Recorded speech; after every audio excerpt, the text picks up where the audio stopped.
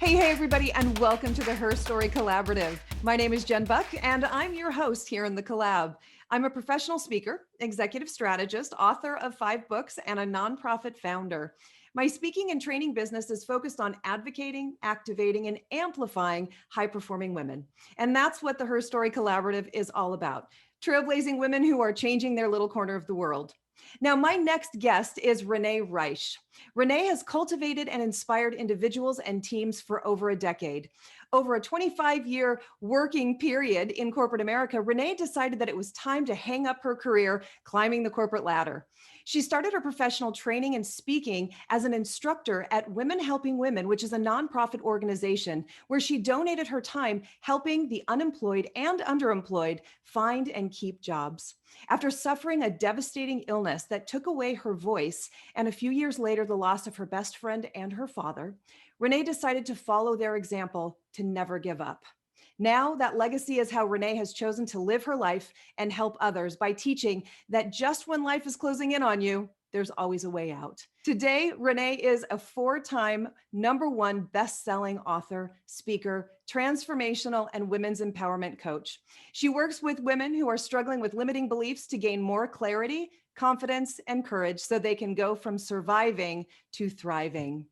Welcome to the collab, Renee. Thank you so much, Jen, for having me here. I'm so honored and grateful to be here.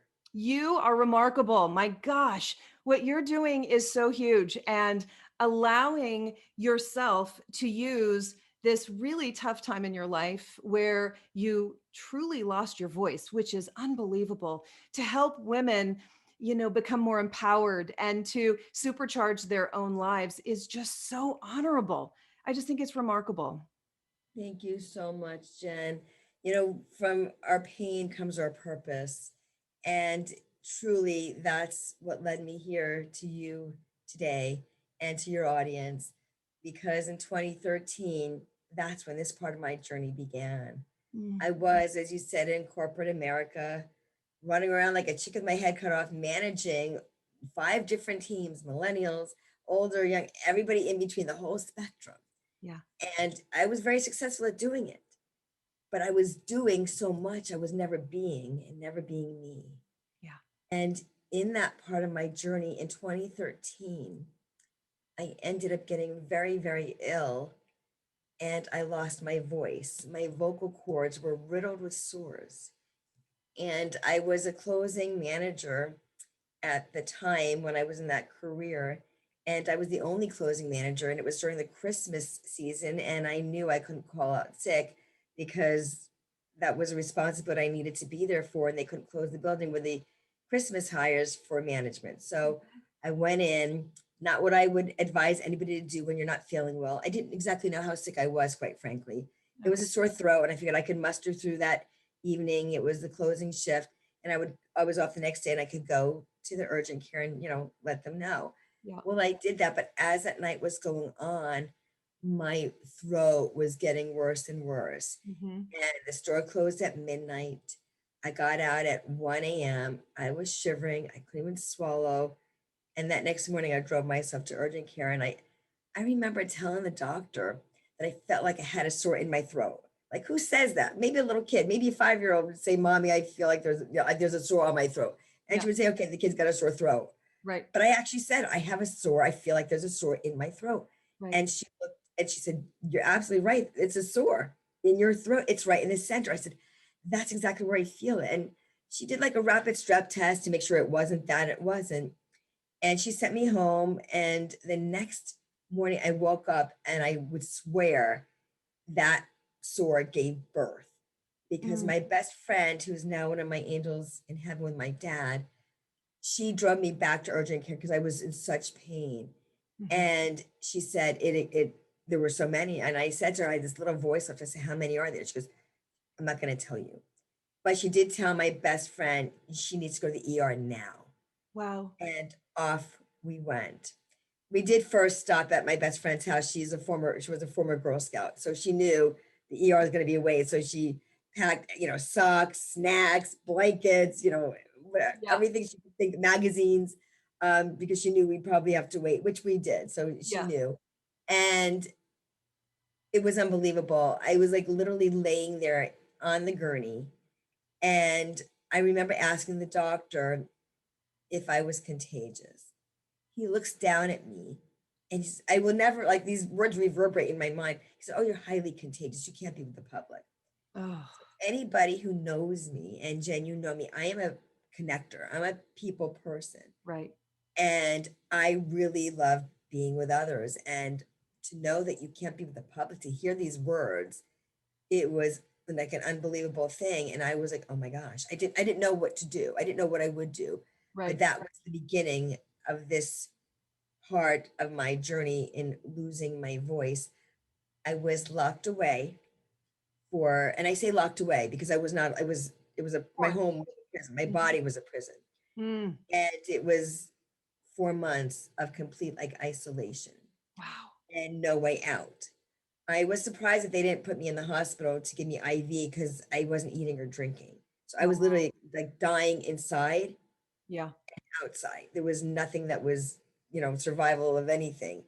It was just withering. And you And my lost best the friend, ability to use your vocal cords. So you couldn't even there really was nothing. tell people the level of excruciating pain you were in, I imagine.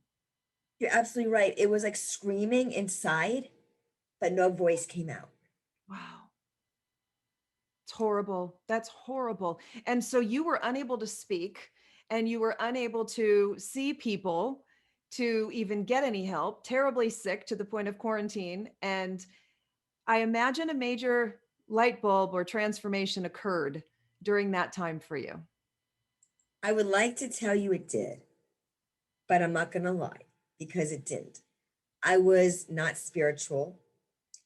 I didn't know what was going on. I was in corporate America as a manager and coaching and leading, Mhm. and I didn't know what was happening. All I knew is my phone kept ringing and I couldn't pick it up because I couldn't speak. But my doctor would leave messages to go for more blood work, more blood work, more blood work. And it was about 19, 20 vials of blood in 3.5 to 4 month period that kept getting drawn from me as they were trying to peel back the layers of the onion and find out what is wrong with her. Like, why can't she heal? And Mhm. because it was a virus, it wasn't an antibiotic they could give me and say, Wow. take this for 10 days and, call me in the morning, type of thing. That didn't happen. So I literally looked out of my window like a hospital window, just, trying to figure out what I can do to get better. And there was nothing. And the thing is, sometimes it's about getting quiet.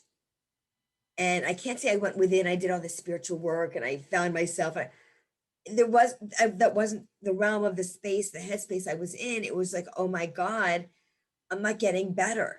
Yeah. And every day was the same as the day before. It was literally like Groundhog's Day. Yeah. I was repeating the same thing, and the same thing was repeating. I can't say I was repeating it. I was like living through it. I was surprised that I wasn't taken away because I Yeah. didn't want to survive. And I Oh, didn't know what I had done wrong. I didn't want to survive for the fact that there was no light at the end of the tunnel to get better. There was not like, well, we'll start doing this. We should see some results. We're looking for this. Let us know if this happens. None of that took place. So the clock kept ticking, the time kept changing, but the results were the same. And the definition of insanity, doing the same thing, expecting different result. I didn't even know that's what I was doing, but I didn't know what else to do. There was nothing I could do yeah. So because when you're that when sick, did the shift happen? I mean, how do you get out of something like that? it was time. It was a matter of getting quiet, which I didn't have a choice in the matter, but it was brought to me to actually be quiet since I wasn't able to do anything else. And when you are quiet and you get to listen to your own voice within, because Yeah. you don't have a speaking voice and you're not talking to anybody, you just get to be. And in my corporate world, I was do. Everything was doing for somebody else. Yeah. And I was looking to please everybody else Yes. and justify everything I was doing. I wrote in my book, I ended up writing a 4 times #1 best-selling book, which we'll talk about in just a minute. But it was about doing everything and doing everything for others and not taking care of the person looking at me in the mirror. Mm, I never took care of her, ever. yeah. I was so consumed and concerned with pleasing everybody else Yeah. because I thought by pleasing them, I'd be pleasing me. But that's not how it works. Right. So you've taken this wisdom and have now created an entire business around this. You've written the book, you've created a coaching and speaking business, you have hordes of women who follow you. I follow you. This is how I found you, was being a fan of yours. And tell me a little bit about, what you do to help women and how this now has become the engine to your entire life and how you're impacting the world. Thank you so much, Jen. So really it's about, your take your message. We always hear that, make your message your message. I actually did do that. And from my pain did become my purpose because in this book, this is a labor of love. It was not on my bucket list per se. Oh, you have something that you wanted to do. This was never on a bucket list. I didn't have a bucket list to put it on. Yeah. This came very divinely because while I was I was released from corporate America in 2017. That's when my best friend passed. My dad passed in December of 2018. So from the losses of the corporate job, my best friend, my dad, from the losses, you find your own voice. And, it's a choice. You can choose to be the victim or the victor in your own life. And I chose not to give up. I found a bracelet in my best friend's drawer after she passed. Don't ask me who would go into your friend's drawer after they passed away, but for whatever reason, I was led to it. And it was at the bottom of her drawer and it says, never give up. It was a bracelet she used to wear. Mm. And why I decided to walk into her room, open her drawer, and go under the merchandise that was there and find this is beyond me. But I was led there and I wear it proudly. I don't wear it all the time now because I was wearing it so much, I was wearing it out and I didn't want to do that. So I do wear that with pride. And this is finding your voice, unlock your chains, and unleash your greatness. This is about my own chains that I was bound up in. And I believe as women, many of us are. The thing is, the second line says, unleash your greatness. It's also your greatness that is here to be released. Yeah. But you got to unlock those chains, those limiting beliefs, the Mhm. people pleasing, the fear of judgment, the fear of not being enough. Yeah. Yeah. Because you are. I talk a lot about the feminine dilemma. And Mm, the feminine dilemma is what I've sort of coined as, the feeling that I should do for everyone first, that I should accommodate everyone, I should be all things to them, I should put myself last, when it comes to the to-do list. I need to be all the things for everybody else. And the feminine dilemma is something that I think all of us on some level have had to fight to get through. And not everyone has had that fight. A lot of women are still in that process of constantly pleasing others, constantly putting others first, constantly, being sort of at the end of the needs list. And I love that it's literally the crux of everything you do is helping women find that voice so that they can create that greatness. And I imagine it's quite a journey for women to go through that with you. absolutely, it is. And I did create this voice blueprint course.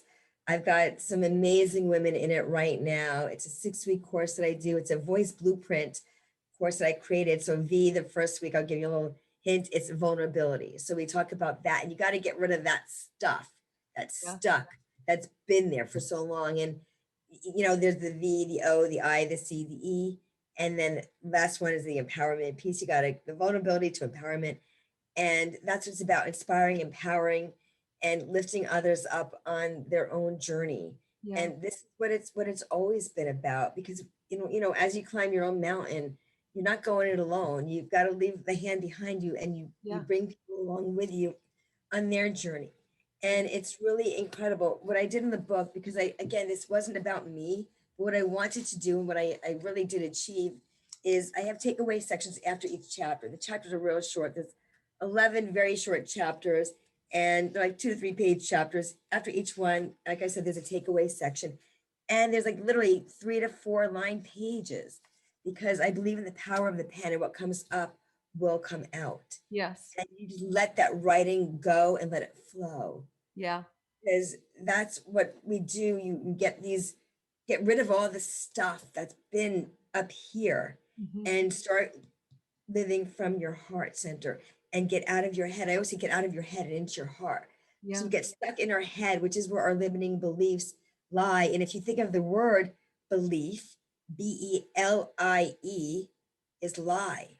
The Mm. lies that we tell ourselves, the lies that somebody, whether it was a parent, a teacher, somebody that we looked up to, even a friend that you thought was a friend that was maybe trying to bring you or hold you back because that's where they were at. Mhm. And they wanted to keep you with them at their level. So Right. maybe they would tell you things and you would suck on, we hold on to these things that are not really truths about ourselves, but something that we respect or we look up to, Yeah. we start latching on to it.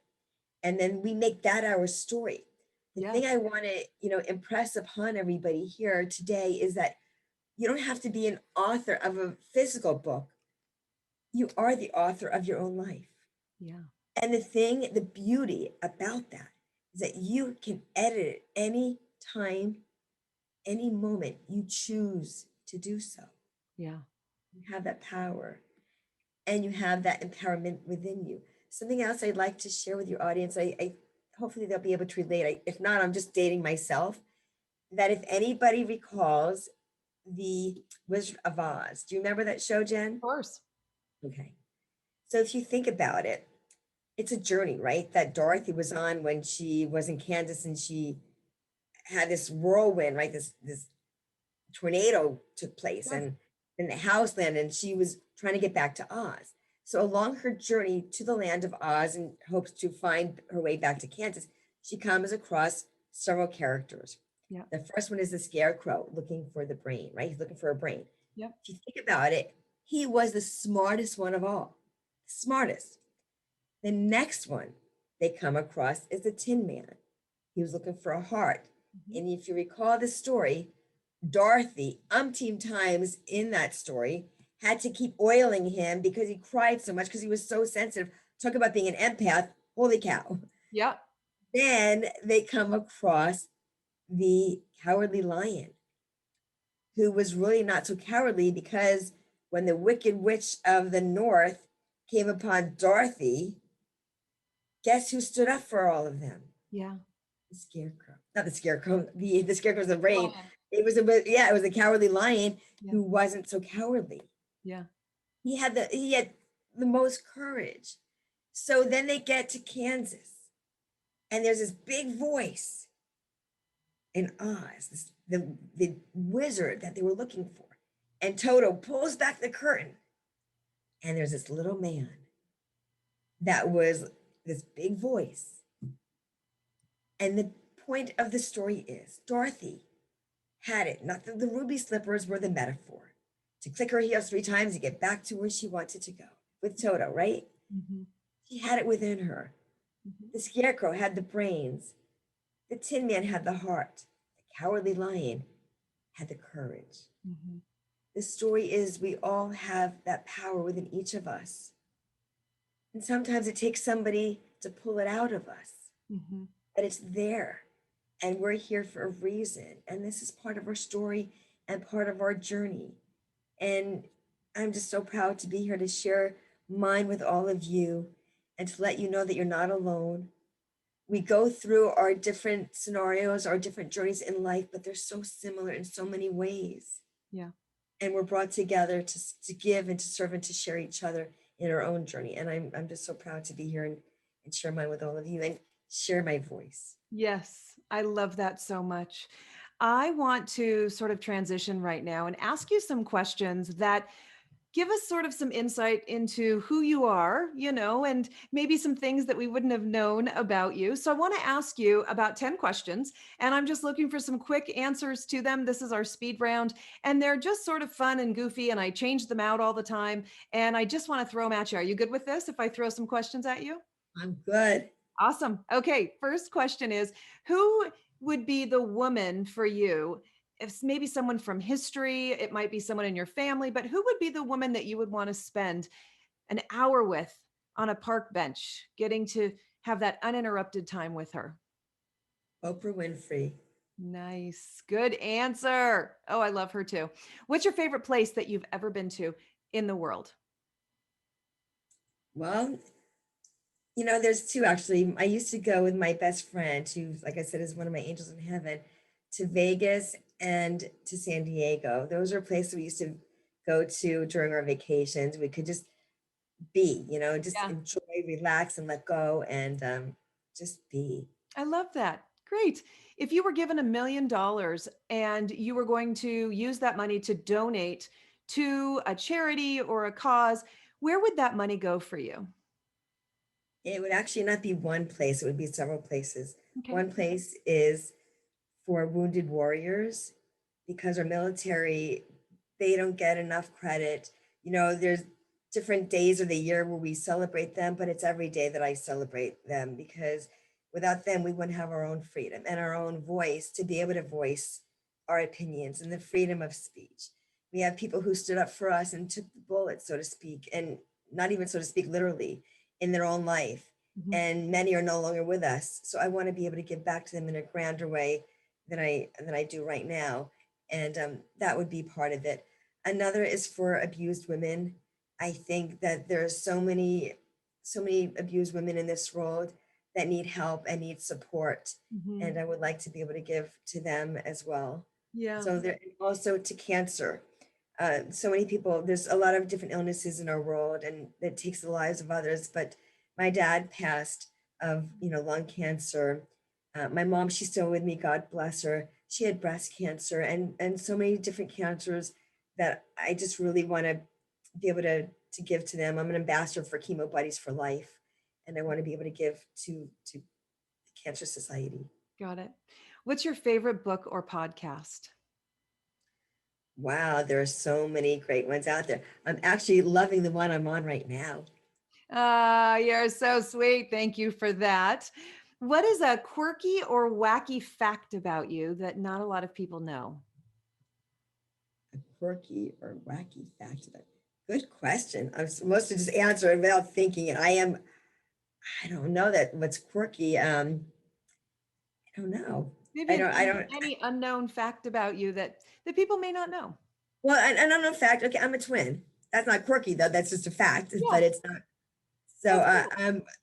the thing is, I'm completely different. It's a boy. I'm a sister to my brother, and there's an older brother and a twin brother. So he's 3 minutes older, about 6 feet tall. He's very tall, Yeah. and yeah, we're both very fair, and the rest of my family is very olive complected. So yeah, a lot of people don't know I'm a twin. Yeah, I love that. I think it's great. If you could have any superpower, what would it be?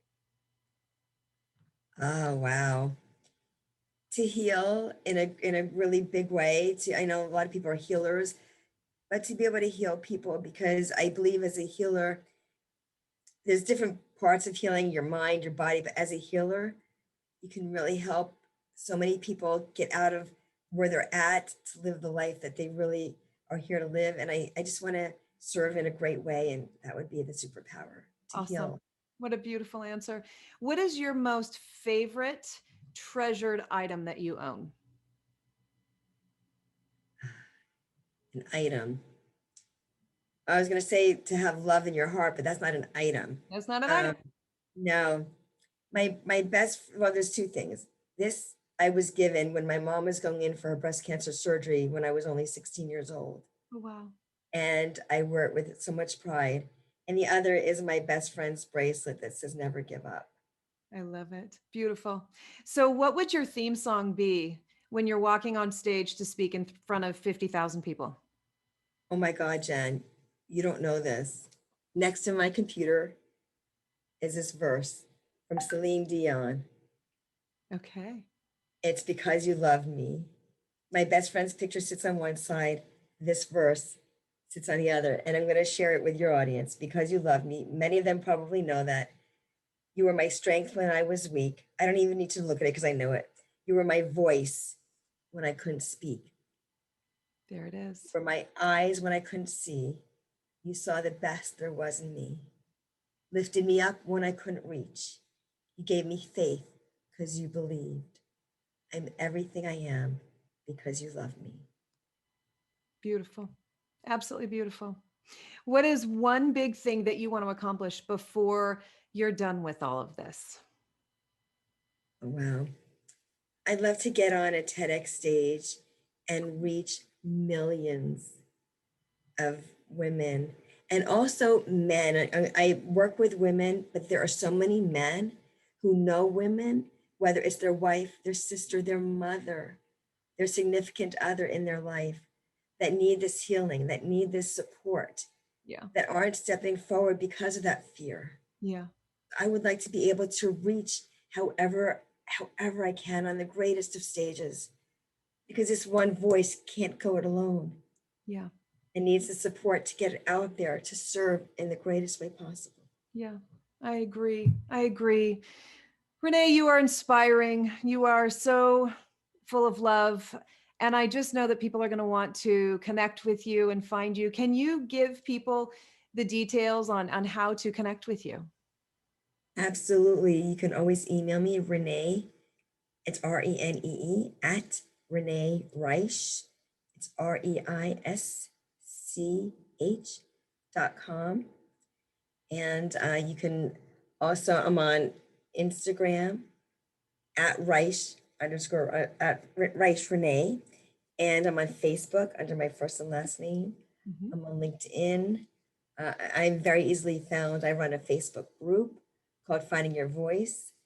There's I'm very much available and I love to connect. So please, if you decide to email me, let me know it's from Jen's show, and I will be more than happy to connect. And I really look forward to sharing our voices together. I have my voice blueprint course, and I would love to get some great women in there. I've got a great group now. I'm going to keep it going because there's so many people to serve in this world, Yeah. and I'm here as the voice and the vessel to do that. So please connect with me. Let's share our voices together. That's what it's about. I And I love also have my website. It's reneereisch.com. So there's many ways to connect with me, and I look forward, as I said, to sharing our voices together. Yeah, thank you so much for being here. I'm so grateful for you. And I know that we're going to have some interactions and collaborations in the future, which makes me so happy because I always love to connect with inspired women who have a similar focus that if we can create success for one, it creates success for all of us. And I'm just so grateful that we're connected and I look forward to what we're going to create together. Oh, I do too. One last thing, Jen. I want to make sure people know about the book and how to get it. Yeah. You can go to my website, reneereisch.com. It's there. You can also go onto Amazon and look up under my first and last name, or just go under Finding Your Voice, Unlock Your Chains, Unleash Your Greatness. When you put just Finding Your Voice, there's a lot of books I found out called Finding Your Voice. So either put the title with the subtitle or just go under my name on Amazon and it will certainly pop up. This book was written for you. There are, as I said, there's takeaway sections after each chapter. It's a book to serve you on your own journey. It will become evergreen as you write your answers in. You can always refer back to it and see the progress you've made in your own life on your own journey. And please feel free to reach out to me. I look forward to speaking with you. Thank you so much. And before we go, I want to make sure that we give a little shout out to the sponsor of the show, who is 100 Angels. 100 Angels is transforming communities through service and education by providing comfort to populations in need through physical, emotional, and spiritual care. And you can find them online at 100angels.org if you'd like to get involved. I have been personally involved with them now for about 3 years, and the good that they're doing in the community to help these families who are truly, truly struggling find care. Emotional, physical, medical care is just, it's incredibly important. So if you'd like to get involved, go to 100angels.org. Renee, thank you. All of you tuning in, we appreciate you. And we will see you again right here in the collab in about a week.